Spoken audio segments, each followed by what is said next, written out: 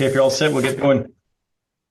First of all, thanks very much. I appreciate candidates coming tonight for the all candidates meeting with the Southern Georgia Bay Chamber of Commerce, Simcoe North. We have from the Ontario Liberal Party, Walter Alvarez Bardels. We have from the Green Party of Ontario, Chris Carr, and from the New Blue Party, Dave Brunel.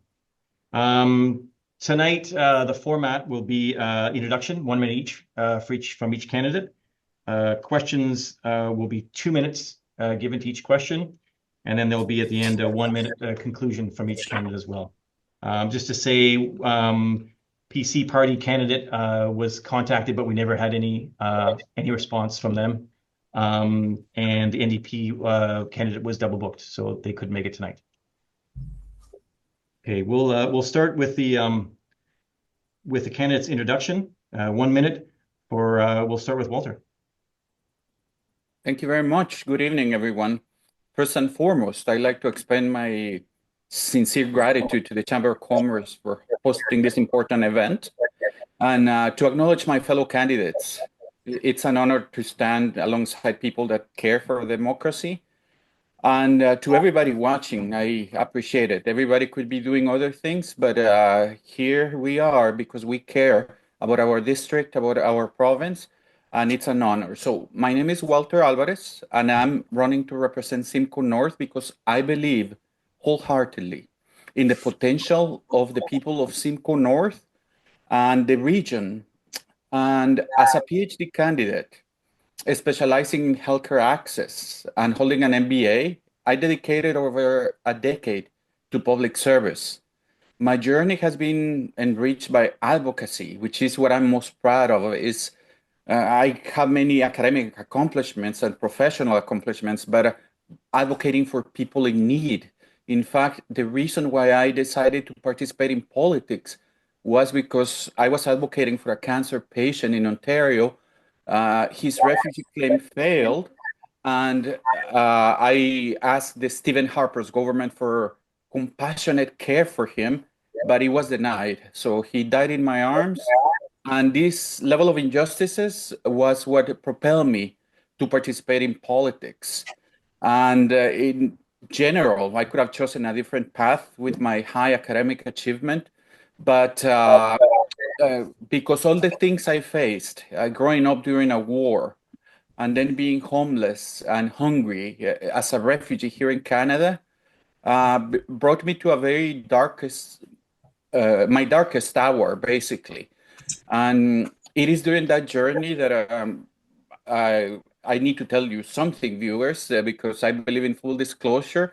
At my darkest hour, that's when I found Jesus Christ. I'm not ashamed to state the truth, which is I believe in Jesus as my King and Savior. And his philosophies about loving one another and compassion, they have made me a better person. But tonight I stand before you, not as a candidate, but as a concerned citizen. And going back to that story I was telling you in the beginning, I philosophically embarked on the study of why these problems were happening, where people were dying. And in my PhD studies, I have come to understand that the problem is worse than I thought, because Canadian citizens are dying as we speak, because we're neglecting our healthcare. And since that is my specialty, I want to contribute so that we save it, because it's not only for us, but it's for our children and our children's children. It's Canada's national treasure. And that's why I am running. And if you need more information, look at my biography. But I want to really serve you with honor, with the honor of someone who has dedicated his life to public service. And as a closing remark in my opening statement, I want to say that advocacy means advocating for the people, speaking up for the people. And from growing up during the war, seeing my dad speaking out against the dictatorships, I learned to speak up. And I've noticed when the incumbent, your MPP representative, I have not seen the incumbent disagree with Doug Ford. And that is just a paradox to me, because the essence of being an advocate is speaking up. But I cannot tell you I'm an advocate and say, yeah, I'm your advocate. By the way, I'll trust my boss to do everything right by you. Don't worry. That Thank is you. not how democracy was intended to be. From the time of Socrates to now, it is the greatest honor and it should be treated as such. And we should really advocate for what's good for the people. So I intend to listen to you. And if you give me a chance, you will have a real advocate in Parliament Hill. Thank you. Okay, thank you, Walter. Thank you. I just say we have to keep it roughly to a minute, but I gave Walter more, so I'll give the other two candidates more as well to be fair. Next, we'll go to Dave for your introduction. Great. Thank you very much for this opportunity to speak this evening at this candidates meeting. My name is Dave Burnell. I'm sixth generation from Simcoe North, raised and currently live in LaFontaine in the township of Tiny. I'm a husband, a father to three men in their 30s, and a grandfather to a 3.5-year-old boy. I'm a graduate of Laurier University with a major in economics. I have 40 years experience in various industries, including construction and hospitality, 30 years of community coaching, and 20 years being a small landlord. All of this in the North Simcoe area. Over the past 2.5 years, I've been representing the residents of Tiny as a member of council, as well as sitting on various committees. The reason why I'm running is, like many residents of the North Simcoe riding, I became increasingly frustrated with our current government's fiscal irresponsibility, the lack of integrity, disregard for accountability, and government policies driven by unelected bureaucrats, lobbyists, and special interest groups. In its first election in 2022, the New Blue Party became Ontario's 5th largest political party. Since that election, there has been 7 by-elections, and the New Blue Party garnered more votes than the Green Party in 4 of them. And as of today, the New Blue Party has candidates in 108 of the 124 provincial ridings in this election. We all know this election was uncalled for. Instead of calling an election a year and a half earlier than needed so that the PC party can have a stronger provincial mandate to get into the trade war with the US that we're not going to win, we need a provincial government focusing their efforts to de-escalate tensions between our two countries, work together on shared goals, and find common ground to restore a mutually beneficial relationship, and to also work with our federal government to secure our border to curb the influx of fentanyl and undocumented migrants. It's time for a change in how we do politics, and I'm committed to bringing about that change. Thank you, Dave. Appreciate that. Now we'll go to the Green Party, Christopher. Hi, my name is Chris Carr, and I'm a software developer from Victoria, BC, the heart of green country. I lived and worked in Kitchener and Guelph and helped get green candidates elected there.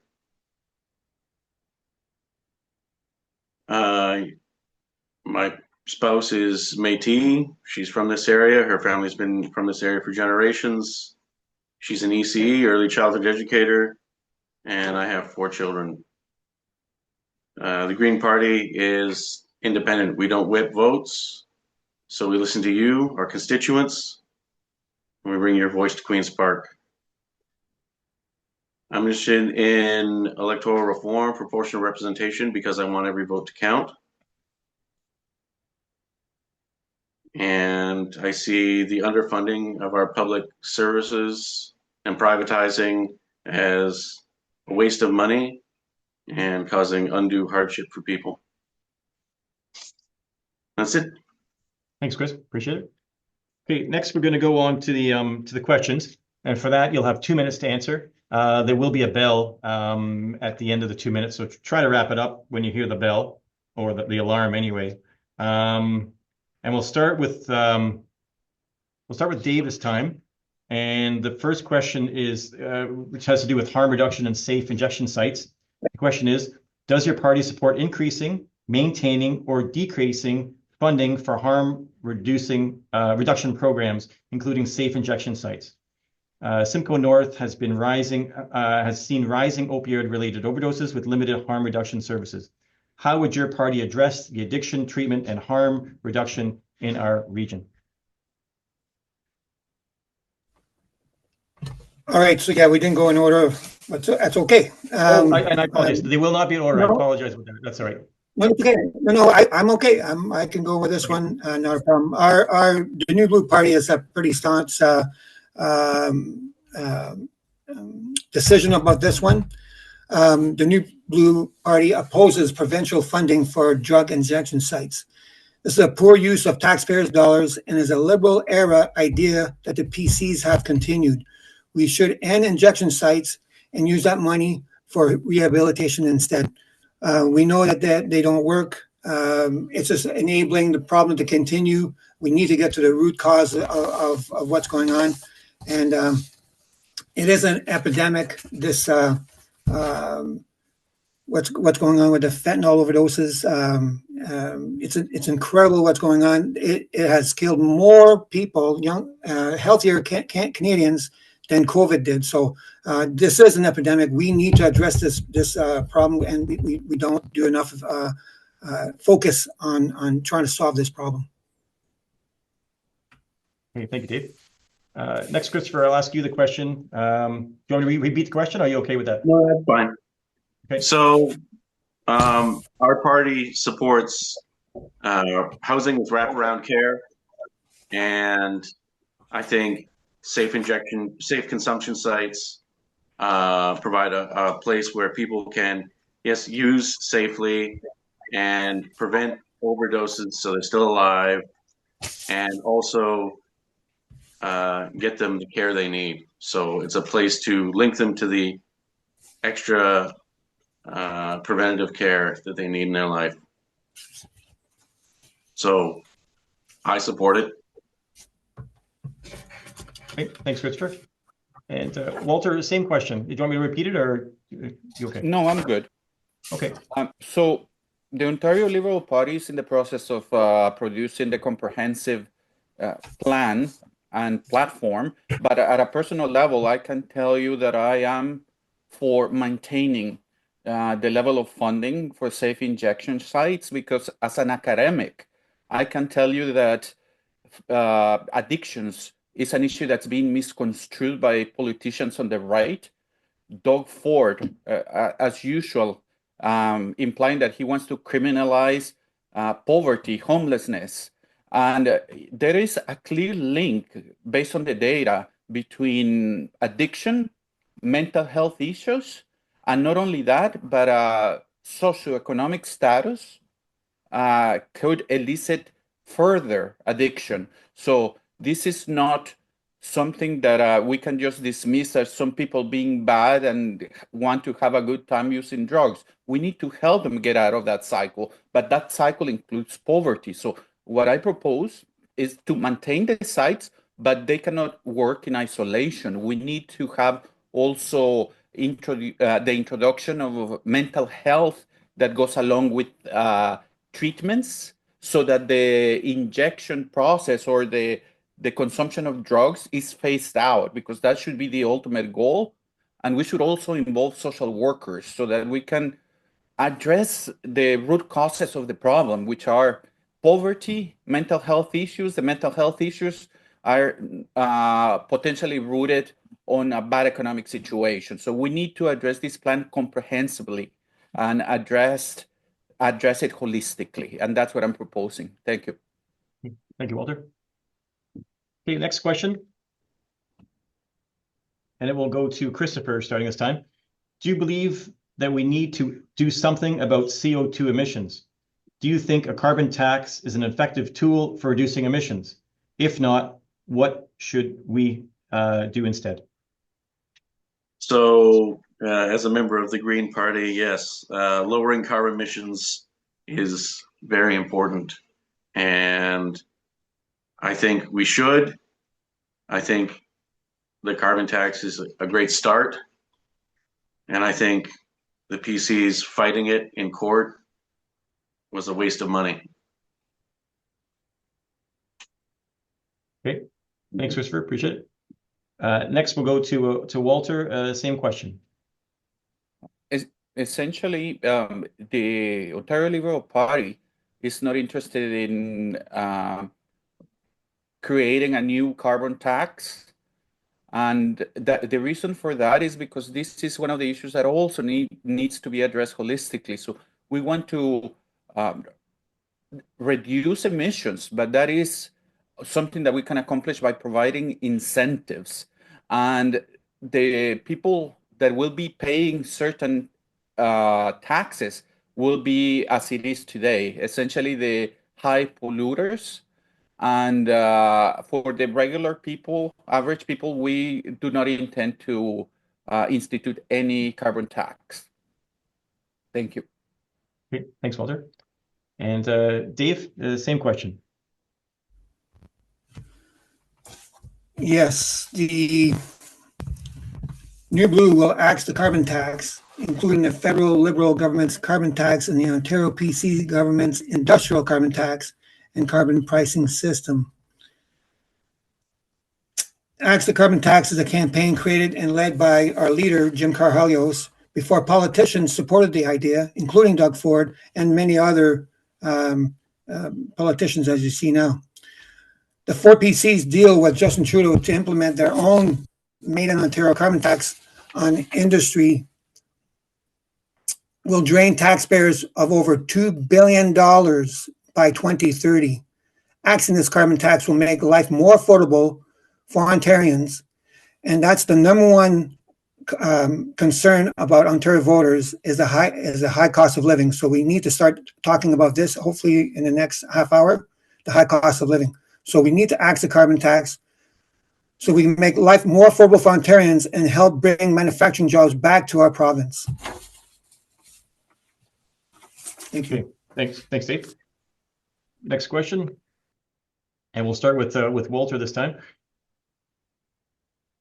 It's to do with education and teacher recruitment.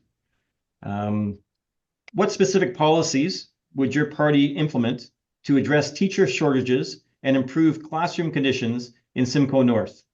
How would you support rural schools that face unique staffing and funding challenges? Thank you very much for the question. So bear with me for a moment.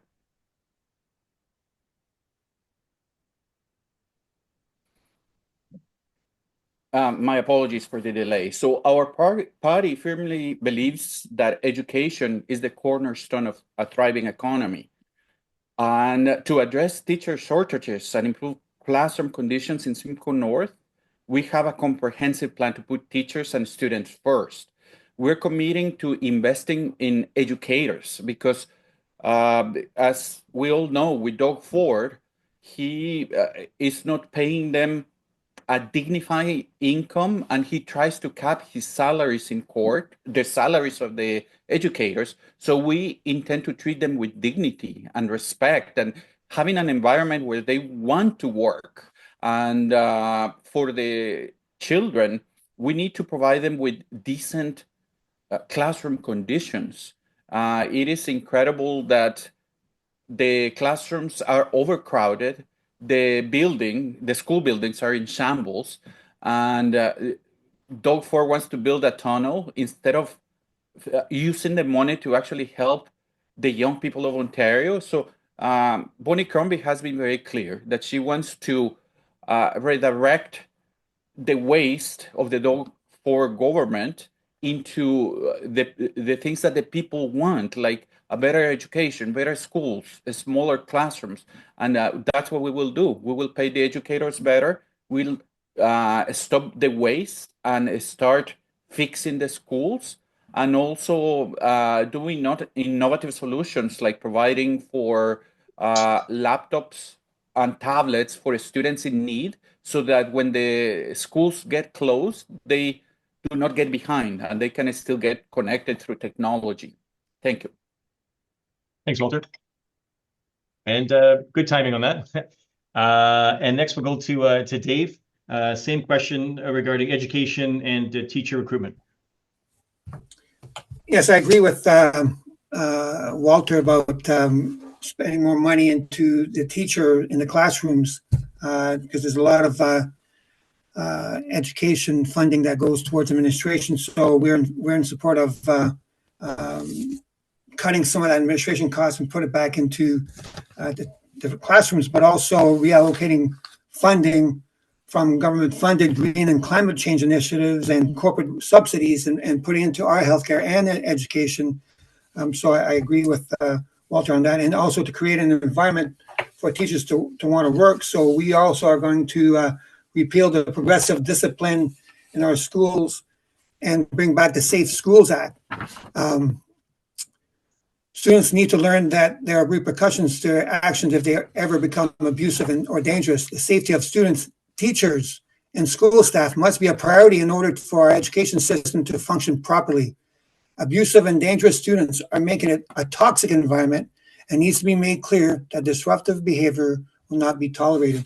So we need to get back to the basics in our schoolrooms, and because I think that's what teachers want to do.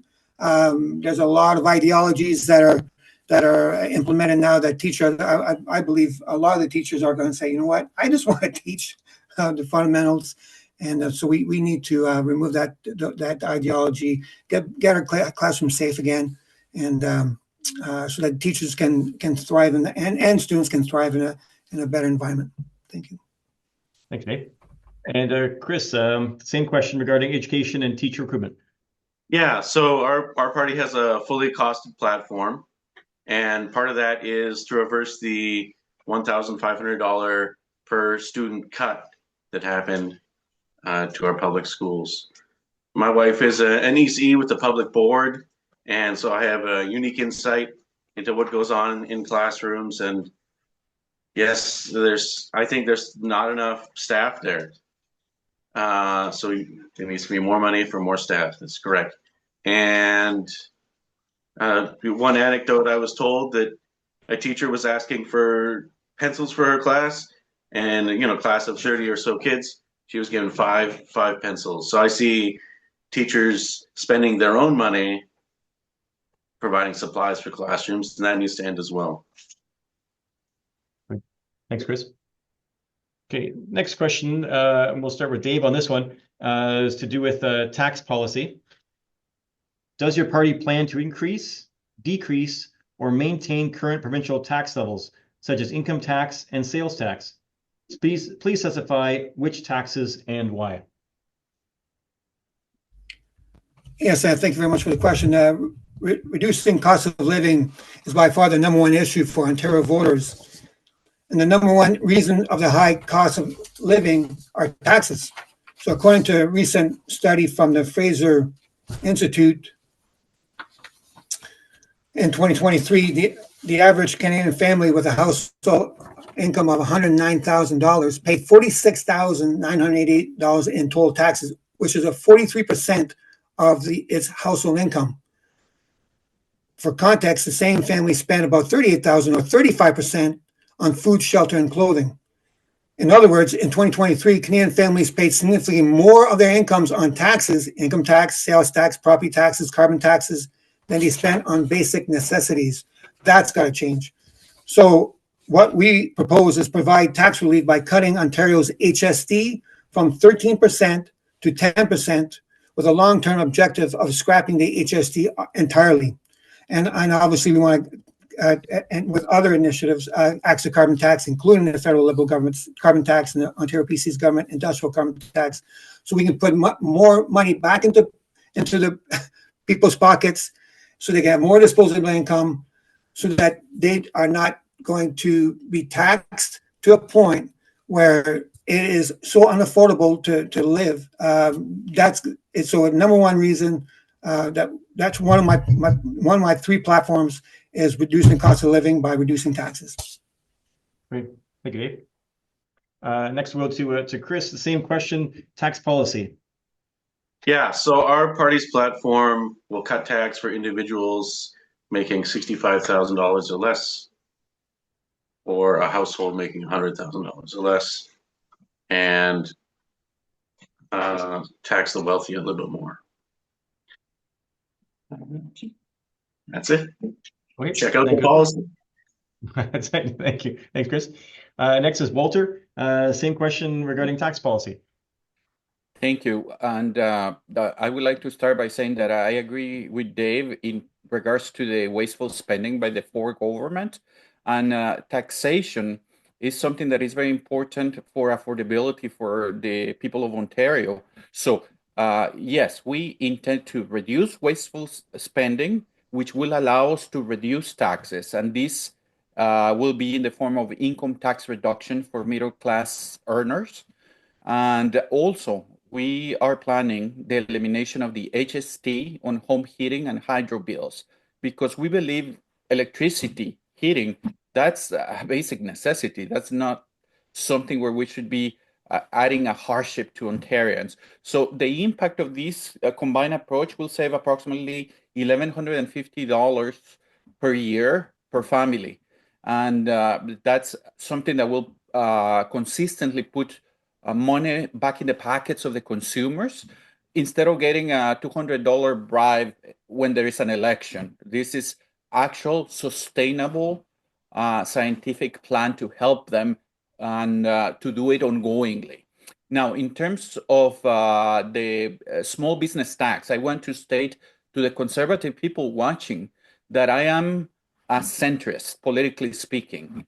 So I do not believe in wasteful spending, and I believe in fiscal responsibility. And I also believe that small businesses are the backbone of society, of Ontario, and of Simcoe North. So we will be reducing the small business tax by 50%, which economically speaking will make the economy move as the businesses will improve, will have more cash flow, they'll hire more employees, and it'll be just in general good for the local economies, for new people looking for jobs, and for the businesses to make themselves more sustainable as well.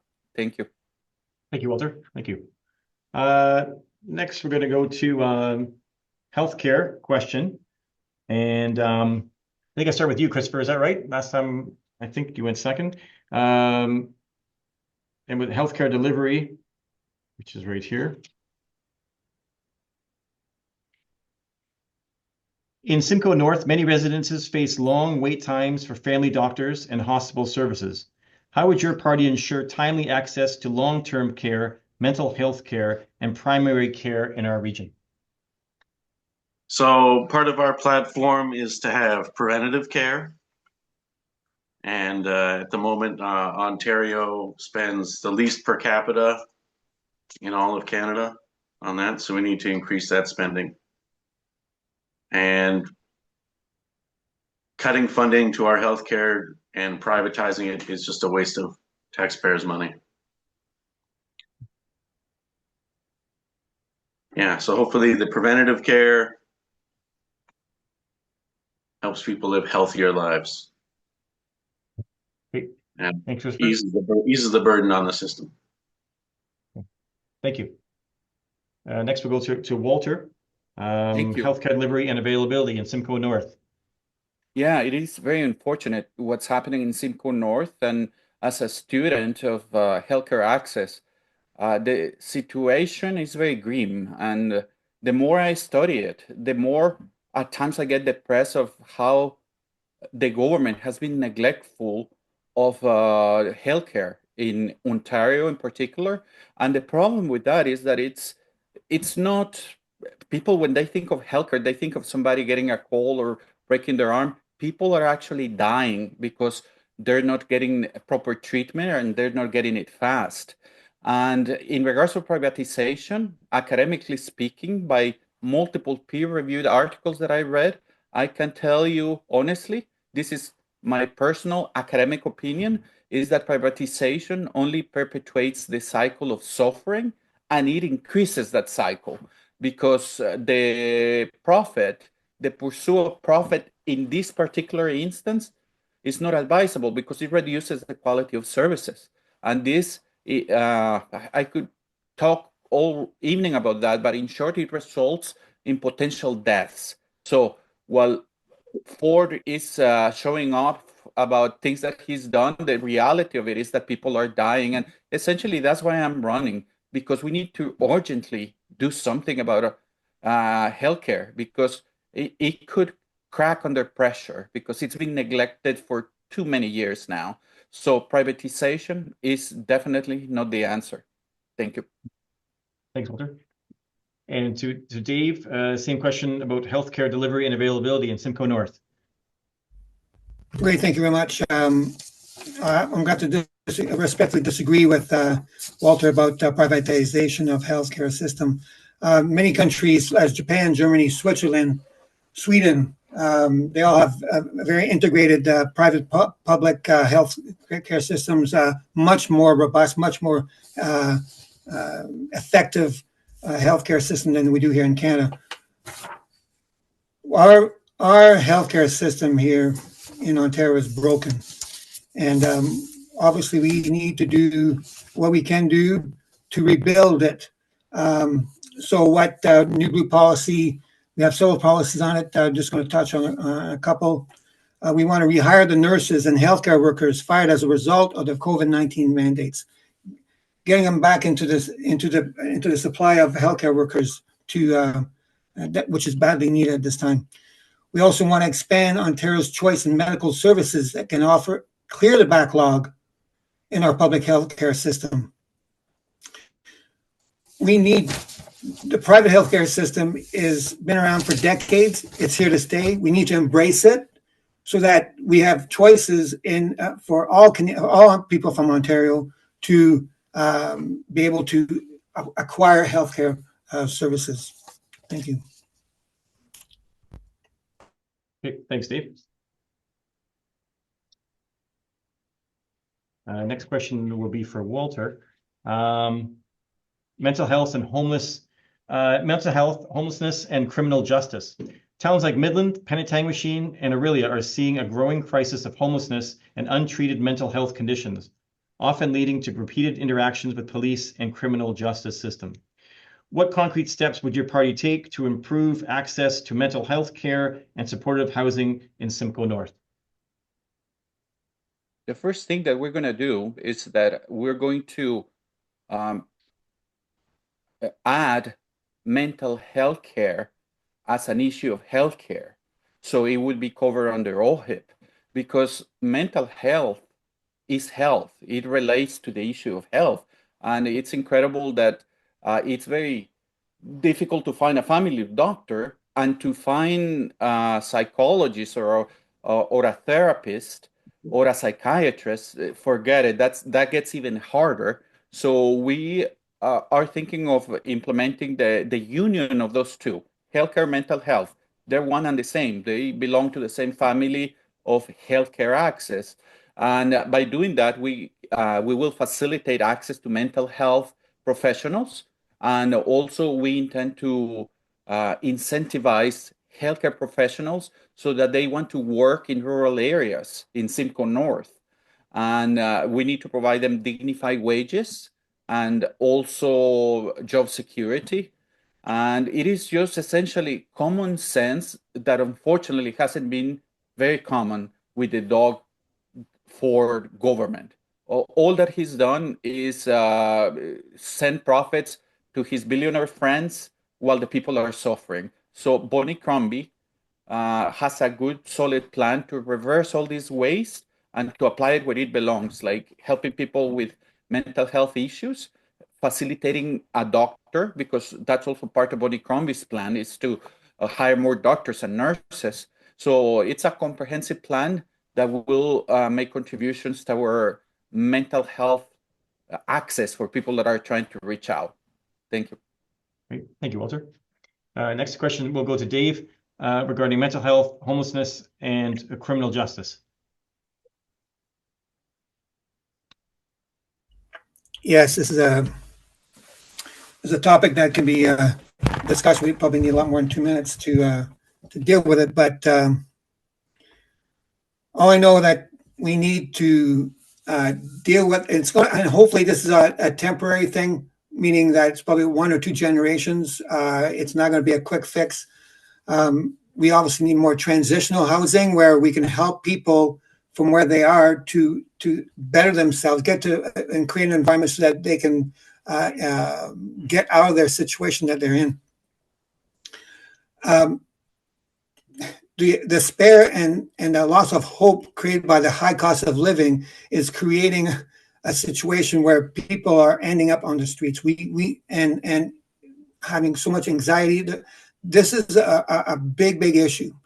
So I want to read one of our principles that will hopefully have a shift of way we think about how we treat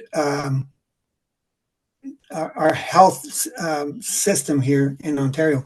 Prosperity is best ensured by empowering individuals to improve their personal situation through self-reliance and the maximum enjoyment of the fruits of one's labor. This is best achieved by providing equal opportunity to participate in a competitive market economy that rewards initiative and innovation, values ethical transactions, protects private property, and ensures security and privacy. We are advocates for, and I think Chris mentioned this, preventive health care, and also taking a holistic approach to health, which encompasses all the homelessness situation, the supportive housing, and the mental health care. This is a big issue, and it's a high priority for the New Blue Party. Thank you, Dave. Yeah, it's certainly a topic that we discussed a lot more, no doubt. And then to Christopher now regarding mental health, homelessness, and criminal justice. Yeah, so the Green Party plan agrees with Walter there that mental health is health. And we do have a plan to work with nonprofits to build 220,000 houses, including wraparound care housing. And yeah, preventative care. Yeah, that's part of the Green Platform as well. Also, that these mental health and addictions issues need not to be treated as criminal issues. They are health issues. Good. Thank you, Christopher. Appreciate it. Next, we're going to go to healthcare funding and legal compliance. Kind of touched on that a little bit on the other healthcare question, but maybe you can expand on it if you like. And I think we're going to, Christopher, are you starting off this one, I think, if I'm not mistaken? Here's the question. Healthcare funding and legal compliance. Some critics argue that public funds are being used to support private healthcare providers. Do you believe this aligns with Ontario's legal and ethical framework for healthcare? Would your party take steps to clarify or change these policies? Yeah, I think we touched on this a little bit earlier, but I think cutting funding to healthcare and privatizing it is a waste of money and provides people with less care overall. Okay, thanks, Christopher. Walter, healthcare funding and legal compliance question. Okay. As a PhD student specializing in healthcare, I want to state unequivocally that I am categorically against the privatization of our healthcare system. I firmly believe that healthcare is a fundamental human right and should remain accessible to all Ontarians. And this should be regardless of their economic status. Public funds being used to support private healthcare, it only causes further suffering according to the multiple peer-reviewed articles that I read. I'll give you an example. Nurses. There are private companies hiring nurses in the Ford government. So they spent twice on hiring this nurse that what they would spend if they would hire the nurse directly into the hospital, into the Ontario health system. But because privatization has been glamorized by this government, but in reality, what they're talking about is trickle-down economics. It's like they think that by privatization, the economy is going to move so fast that everybody will benefit. Well, not the nurses, not the doctors. They're being mistreated, overworked, and by privatizing, we're making something that is already bad, we're making it much worse. So I believe that we need to spend money strengthening our healthcare. That's what we need to do, and ensure that we spend the money in a transparent manner. With Doug Ford, everything is secretive. The letters giving orders to his ministers, everything is secretive. What we need to do is not that complicated.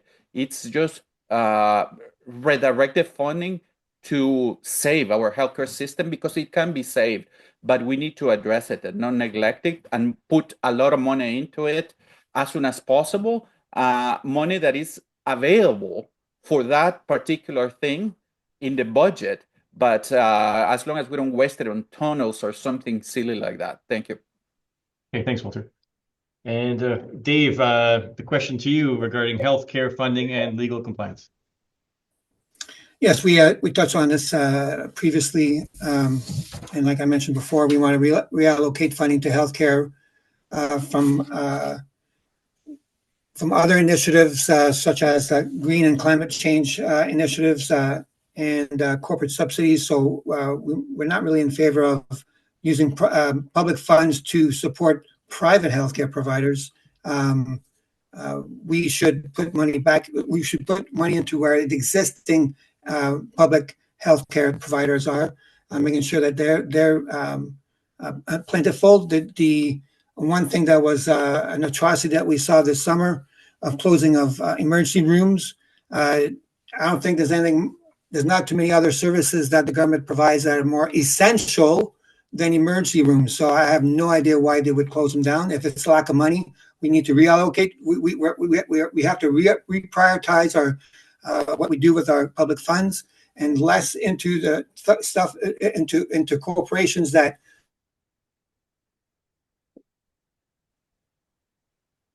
I think we lost you, Dave. It's going to see if he catches up here.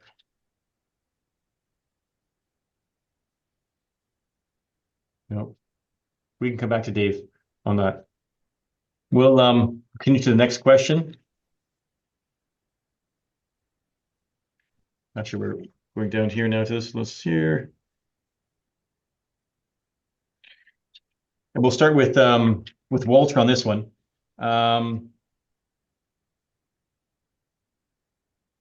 Vote splitting and strategic endorsements. If polling data suggests that another opposition candidate had a better chance of defeating the incumbent, would you consider stepping aside to avoid vote splitting? Why or why not? Yes, because this particular election is a crucial election for the future of Ontarians, for their children, and for future generations with the issue of healthcare access specifically, but many other things. The current neglect of healthcare, it's going to bring us to a very sad state of affairs where our system may crack under pressure if we keep neglecting it. We're already behind on the funding that we should have done the investing just to maintain it. And Doug Ford is not even doing that. So further neglect is just going to make it worse. If you're waiting for a doctor now for a long time, or like Chris, I read his biography, he's having a hard time finding a doctor.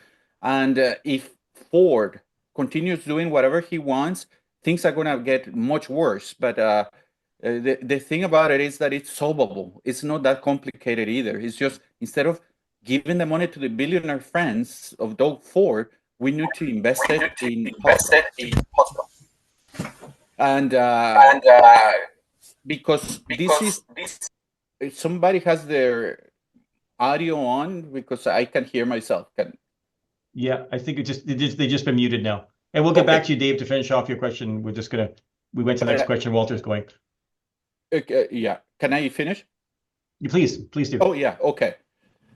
So yeah, so to answer your question, yes, I would do it because at this time, if I can paraphrase JFK, we need not think what Ontario can do for us, but what we can do for Ontario. And right now, what we can do is save the healthcare because it's our national treasure. So I would do it in a heartbeat if statistical analysis could prove that it will help somebody else defeat the incumbent. I would do it. Thank you. Great. Thanks, Walter. Christopher, the same question. Vote splitting and strategic endorsements. If polling data suggested that another opposition candidate had a better chance of defeating the incumbent, would you consider stepping aside to avoid the vote splitting? Why or why not? I would, but what I'd really like to see is proportional representation so everyone's vote counts. But as a member of the Green Party, if I implement a policy or you implement that same policy, I don't care as long as it's getting done. Thanks, Christopher. Good. And Dave, same question. I'll repeat it. Vote splitting and strategic endorsements. If polling data suggested that another opposition candidate had a better chance of defeating the incumbent, would you consider stepping aside to avoid the vote splitting? Why or why not? No. This is so anti-democratic. It's leaning towards a backroom deal, which I'm totally against. Actually, I was offered a backroom deal last week. So I'm a pro-democracy. I'm for free elections. Let the people decide, not the politicians decide. The candidates decide who should be taken over who. This is a topic that. One of my platforms is I want to restore democracy. As an elected official, I see too much what's going on. That this is a topic that I'm totally against. To strategically and maneuver so that we can win at any cost. I'm totally against this. It's anti-democratic, and I'm totally against this. Thanks, Dave. Appreciate it. Now, Dave, you were cut off on the question. I think it was healthcare and legal compliance. Did you want anything to finish? Give another minute on that, or are you good with that answer? I'm good. I think we've exhausted the health issue. Okay, fair enough. And I think with time-wise, let's go into the conclusions right now. And looking at the time, we said a minute. Why don't we give each other 2 minutes each if you want, and even 2.5 if you want to. We have the time to conclude and maybe wrap up any other things you get a chance to say and any of the answers you have for the questions. We'll start with I've even lost where we're at here. So let's start with my screen says Christopher. We'll go clockwise. You want to start with the conclusions? Yeah. Mental health care is health care. The Green Party wants to build low-cost housing in fourplexes with wraparound preventative care. We want to restore funding to education, the $1,500 that was taken out. Yes, I support safe consumption sites. There's some topics here about that we didn't quite get to. I am a school bus driver, so I experience the snow days. I'm a software developer. My wife's an ECE, so we see how this affects education. And I think as we saw during COVID, you can, with good enough internet access and devices, and there's programs for that you can continue education from home on those snow days. Thanks, Christopher. Check out the GPO website. Vote for me. Thank you. Next, again, we'll go clockwise on my screen here. So, Dave, we'll get you for your conclusion. Thank you. Sorry. The New Blue Party of Ontario was formed to offer the solutions necessary to ensure our province's future is one of hope, opportunity, and prosperity. By renewing accountability, promoting meritocracy, providing tax relief, and growing Ontario's economy.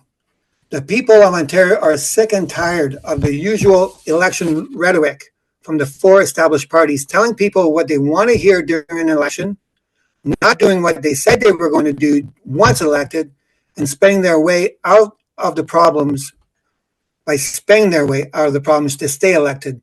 Residents of Ontario deserve more than backroom political deals and unsustainable debt levels that will lead to higher taxes and diminished opportunities. I ask for you to vote for myself, Dave Brunel, on February 27th and support the New Blue Party in order to balance the narrative and to shape the future of our riding in our province. Please check out the New Blue Party founding constitution, principles, and policy declarations on their website. I encourage you to read them before you vote so you can make an informed decision. Thank you. Merci beaucoup. And may God bless the people of Ontario. Thank you, Dave. And finally, Walter, your concluding remarks. Thank you. So speaking to you, people of Simcoe North, I want to restate why I want to be your MPP. I believe in a life of serving others as per my experiences, and I have what it takes to be an effective advocate. I have the academic experience, the professional experience, but most importantly, a lifetime of dedicating myself to helping others. And I could have chosen to do something else, but I want to serve the public. So I would be a good, active advocate for you. But I also want to take this opportunity to talk to NDP and Green Party candidates and voters. I am appealing to your help. We need to come together in this election because we have a, a few things where we don't see each other eye to eye, but we have a lot of common ground. And there is a dark cloud that is racing. And if Doug Ford wins again a majority with nobody speaking up against him or standing up to him, then he'll do what he does, which is neglect healthcare until it cracks, criminalize the homeless, criminalize the poor, and not helping. I think it's being called legislative poverty when he doesn't help people with disabilities with a decent income so that they can eat. They have to choose between eating or paying rent. That's not right. And the only way we can avoid this is if we come together. So, yes, I am imploring you, not because of me, it's because of the dark cloud that is racing. Let's come together, and it'll be something new for all of us. But do you want to be remembered as the candidate who ran for parliament or the candidate that changed history? And I read your bios. I know you have ideals. So I'm appealing to you to do the right thing. Let's defeat Doug Ford together. Let's give voters three candidates for one, and let's all go to parliament together because you would always have my ear. But let's do it because it's urgent, or the poor will continue getting mistreated, the homeless criminalized, and our healthcare system will continue to deteriorate and causing unnecessary deaths. So I hope you all do the right thing.